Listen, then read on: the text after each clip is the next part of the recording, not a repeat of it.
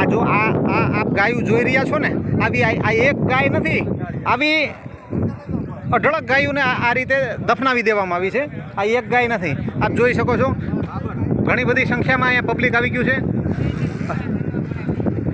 Police સાહેબની ગાડીઓ પણ આવી ગઈ છે અને બહોળી સંખ્યામાં બોટાદ જિલ્લાના જેટલા પણ તાલુકાના ગામડા છે ને, ગામડાના માણસો દરેકે આવી ગયા છે અહીંયા.